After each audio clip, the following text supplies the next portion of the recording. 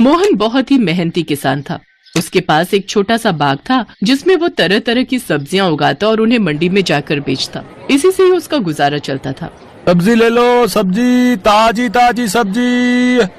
बहन जी, आज लौकी लेकर आया हूँ। ताजी ताजी लौकी उगी थी और आप कई बार बोल भी चुके थे, तो सोचा आज लेता ही जाता हूँ। हाँ अच्छा, वैसे तुम्हारी सब्जी खुद के बाग की उगी होती है, इसलिए मेरे घर में सब बहुत पसंद करते हैं। एक काम करो, मुझे 2 किलो लौकी और 2 किलो तुरई कर दो। और करेले भी लाए हो क्या भैया?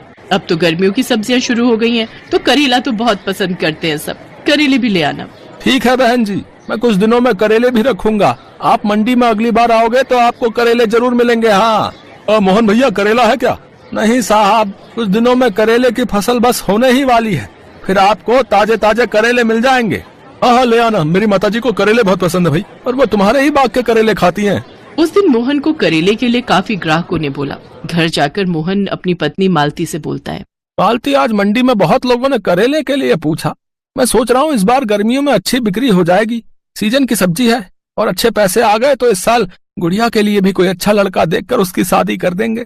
करेले काफी बढ़िया और ताजे उगाए हैं, बस इस बार तो हमारा करेला बहुत बढ़िया दामों में बिक जाएगा। बस तुम ठीक कह रहे हो जी, तुमने बहुत सही किया कि इस बार करेला उगा दिया। बस अब तो उन रुपयों से गुड़िया की शादी कर दे तो हमारी सारी चिंताएं दूर हो जाएंगी।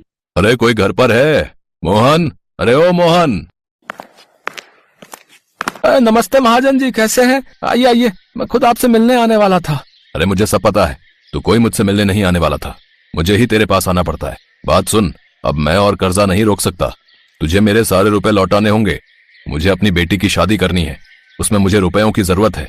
तू मेरे 20,000 रुपए वापस कर दे। पर महाजन जी, मैंने तो आपसे 3 महीने आगे की मोहलत मांगी थी। अभी तो कर्जा देने के लिए मेरे पास 3 महीने का समय बाकी है। मेरे पास अभी इतने पैसे नहीं है महाजन जी, मैं इतनी जल्दी पैसों का इंतजाम कैसे करूंगा? अरे मैं कुछ नहीं जानता, कहीं से भी इंतजाम कर, पर मुझे मेरे पैसे चाहिए। तभी महाजन की नजर मोहन के बगीचे पर पड़ती है जहाँ करेले की फसल उगी हुई थी। बस मेरा तो काम हो गया, मैं 2-3 दिन में लड़कों को भेजूंगा। सारे करेले तोड़कर उन्हें दे देना, इन करेलों को बेचकर मेरा कर्जा उतर जाएगा। मालिक ऐसा न कहो, ये सारे करेले बड़ी मुश्किल से मैंने उगाए हैं। अगर ये आपने ले लिए तो मैं इतने महीने तक क्या करूंगा? ये मेरी 2-3 महीने की मेहनत है, मैं थोड़े थोड़े पैसे लौटा दूंगा। महाजन जी, मुझ गरीब पर दया करो। मुझे कुछ नहीं पता, मैं जा रहा हूँ और 2-3 दिन में लड़कों को भेजूंगा। महाजन ने मोहन की एक बात नहीं सुनी और 2-3 दिन में उसने लड़कों को भेजकर सारे करेले टोकरों में भरकर मंगवा लिए। मोहन कुछ भी नहीं कर सका, जो उसने सोचा था वैसा बिल्कुल भी नहीं हुआ। मोहन और मालती दोनों चिंता में घुले जा रहे थे। गुड़िया भी अपने माता पिता को चिंता में देखकर दुखी थी।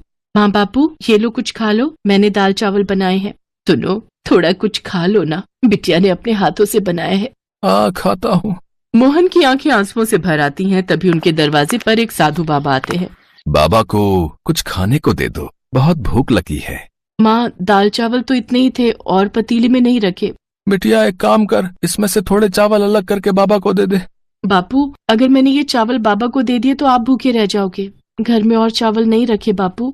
कोई बात नहीं बिटिया, बाबा को ऐसे द्वार से खाली लौटाना भी तो ठीक नहीं, तू उन्हें ये दे आ। गुड़िया भी थोड़े से दाल चावल साधु बाबा को खाने के लिए दे देती है। साधु बाबा वहीं द्वार पर बैठकर भोजन करने लगते हैं। बाबा, आप ये खाओ, मैं आपके लिए पानी लाती हूँ।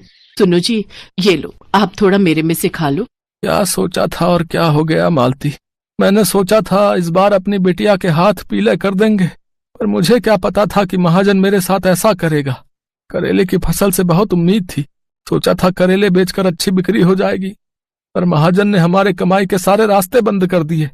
ग्राहक करेला मांग रहे थे, क्या करूंगा? अब तो फसल उगने में भी 2 से 3 महीने लग जाएंगे, कुछ समझ नहीं आ रहा।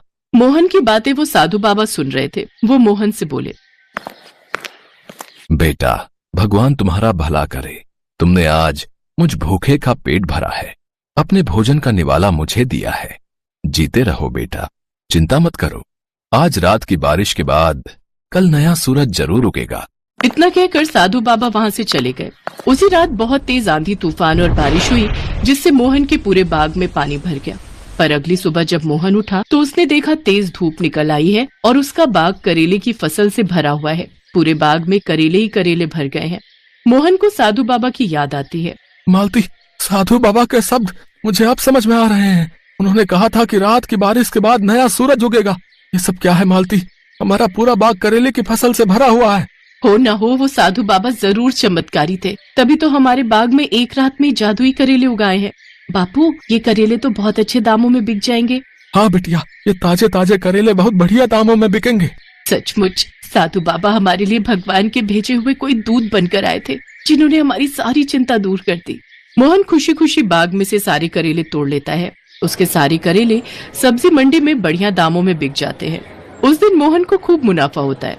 कुछ समय बाद मोहन और मालती एक अच्छा लड़का देखकर धूमधाम से गुड़िया की शादी करते हैं। अब मोहन जब भी अपने बाग में कोई सब्जी उगाता तो उसे हमेशा अच्छा मुनाफा होता। धीरे धीरे मोहन और मालती की सारी गरीबी दूर हो गई। गुड़िया भी अपने ससुराल में खुश थी। मोहन और मालती के साथ